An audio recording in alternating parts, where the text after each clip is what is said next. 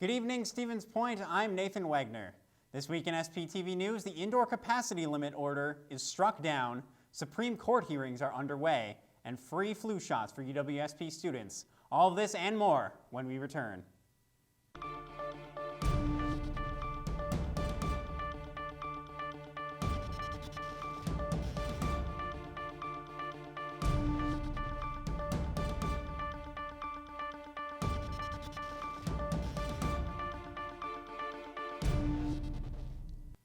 Governor Tony Evers' indoor capacity restrictions that went into effect last week have been temporarily struck down by a Sawyer County judge.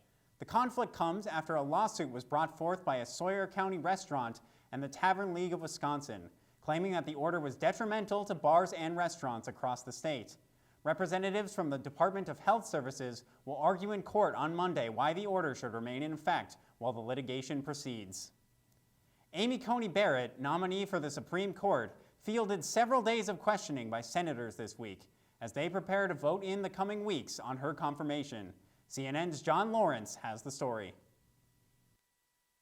Judge Amy Coney Barrett moving closer to a seat on the Supreme Court of the United States. I would say you're one of the greatest picks President Trump could have made. Barrett was grilled over a two-day period on issues including health care, voting rights, and the environment. Do you believe that climate change is happening and is threatening the air we breathe and the water we drink? I will not express a view on a matter of public policy, especially one that is politically controversial. You've made your point clear that you believe it's a debatable point. If Barrett is confirmed, she will succeed the late Justice Ruth Bader Ginsburg and give the High Court a 6-3 conservative majority. We've seen that our Democratic colleagues have very few questions actually to raise about Judge Barrett's qualifications. Among the questions Barrett wouldn't answer included whether she would recuse herself in a possible legal battle over November's presidential election. I certainly hope that all members of the committee have more confidence in my integrity than to think that I would allow myself to be used as a pawn to decide this election for the American people. I'm John Lawrence reporting. The hearings are having an unusual political urgency about them, as many senators as well as the president are up for re-election in less than 3 weeks. UWSP Student Health Services will be offering a free flu shot clinic from Tuesday, October 20th through Thursday, the 22nd. Students can head to the Multi-Activity Center in Champions Hall between 9 a.m. and 4:30 p.m. to get the vaccine. Students will be required to bring their ID and wear a mask. Getting a flu shot this year is especially encouraged by the CDC to relieve stress on healthcare systems and promote overall community health. That's all the news stories we have this week. After the break, Ryan Kreft will give us an update in the world of entertainment on and offline.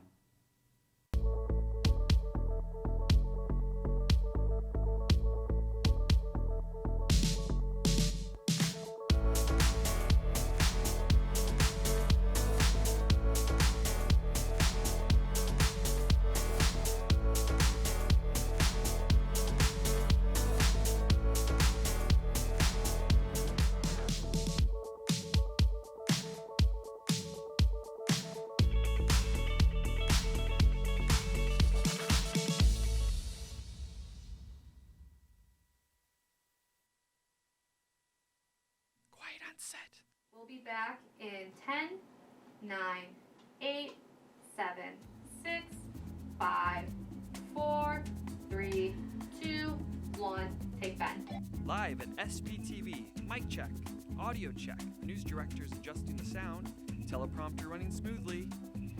Floor director, alert! Cameras are rolling, bring in the talent. Where's the makeup artist? Anchors ready for the news. Are you ready to join SPTV? That's a wrap. Lights out.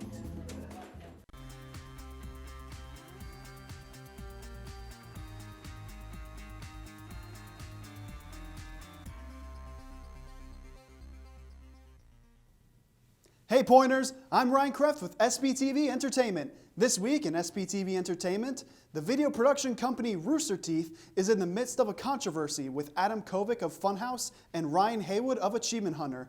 The two have been fired after breaking the company code of conduct by involving themselves in inappropriate relations with the fans and using their offices to take nude photos. Additionally, Haywood has been accused of grooming underage fans. Coworkers and fans have expressed large amounts of disappointment in Kovic and Haywood. Haywood has apologized online, saying he is focusing on rebuilding his family and life and wants to emphasize that he did not do anything illegal. All live streams for Achievement Hunter and Funhouse have been suspended until October 14th. On campus, our neighbor in the communication building, who you may know for hosting the world's largest trivia, 90FM is getting ready to host an experiment in trivia from October 23rd to the 25th. The contest will be held virtually and will be the first time since 1968 that an in-person contest hasn't happened. Teams may register starting on Thursday, October 15th, and can do so until the 23rd at noon.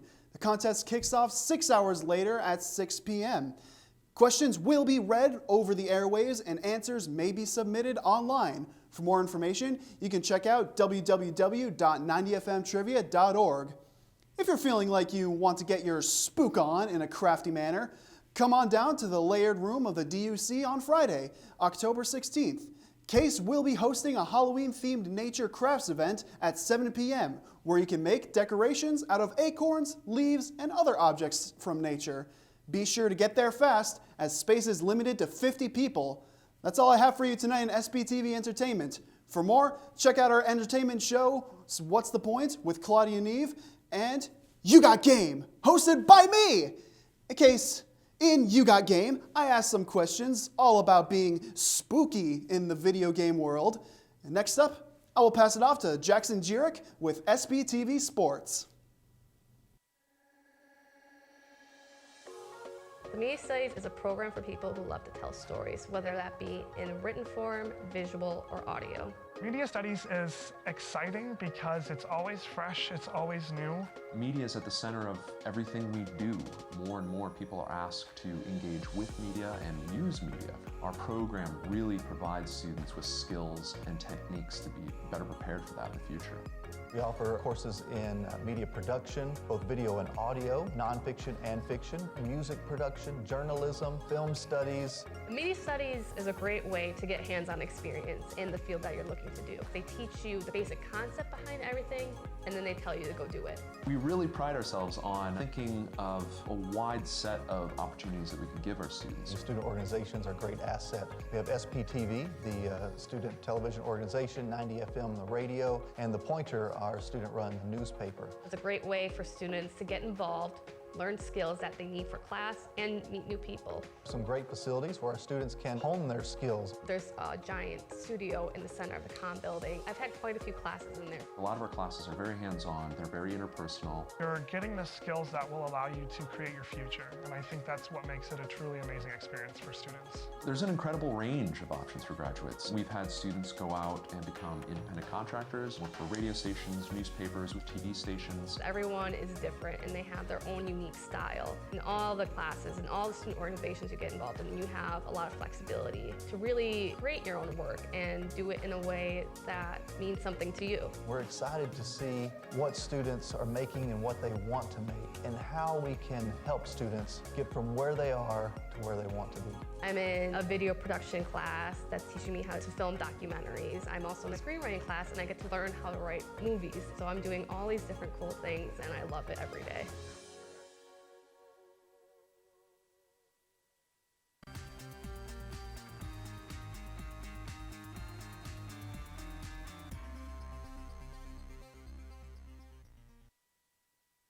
Hello, I'm Jackson Jirik, and welcome to this week's Sports Update. I'll cover the NFL Week 5 recap, the Week 6 preview for the Packers and other big games, as well as the NBA Finals concluding. The college football season continues on. We'll get started with the recap of Week 5 in the NFL. The Packers had a bye week, so they were not in action, but a lot happened, including the Bears improving to 4-1 overall with a big Thursday night win against Tampa Bay, 20-19. Another big game was the Raiders upsetting the Chiefs 40-32, ending a streak for the Chiefs that dated back to last season. The week concluded on Tuesday night with the Titans dismantling the Bills and remaining unbeaten. Those teams left unbeaten, as mentioned, include the Titans, Packers, Seahawks, and Steelers. Looking ahead to Week 6 in the NFL, the big games include the Packers traveling down to Tampa Bay to face the Buccaneers for America's Game of the Week. Other big games include the Browns going to Pittsburgh and the Chiefs going to Buffalo to face the Bills. All teams have 4 wins and will be looking for their 5th. Moving to the hardwood, it was the Lakers who won the NBA Finals over the Miami Heat with the series ending 4-2. LeBron James would win Finals MVP. He would finish with posting a triple-double, 28 points, 14 rebounds, and 10 assists on the night. This is James' 4th ring in his career, and as the Lakers are already favorites to win the NBA title for the next season. Switching back to the gridiron, we look at the college football season as the top 4 teams consist of Clemson, Alabama, Georgia, and Notre Dame.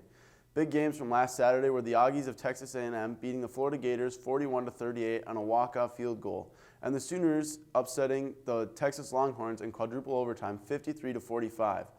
On next week's show, we'll have updates on the World Series, so stay tuned to make sure that you're up to date on that. Once again, I'm Jackson Jirik. Stay safe and stay healthy, Pointers, and as always, roll Dogs. UW-Stevens Point is home. It's a university where professors know your name and get you involved in research. They inspire us to realize big dreams. At UW-Stevens Point, sustainability is what we stand for. Our beautiful campus encourages exploration, developing new fields, and problem solving for the real world. It's a great place to launch your career.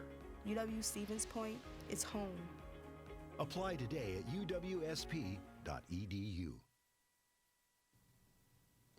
Hey Pointers, welcome to the weekly Student Government Association update. This week in SGA, the Senate passed a letter recognizing the Native American burial grounds that UWSP is built on. This letter was sent out on Indigenous Peoples Day, which takes place every year on October 12th. The letter states, quote, "We as students believe that formal recognition of this burial ground would not only serve our Native American students and community members, but also serve as a step towards making the University of Wisconsin-Stevens Point a more welcoming and inclusive campus," unquote.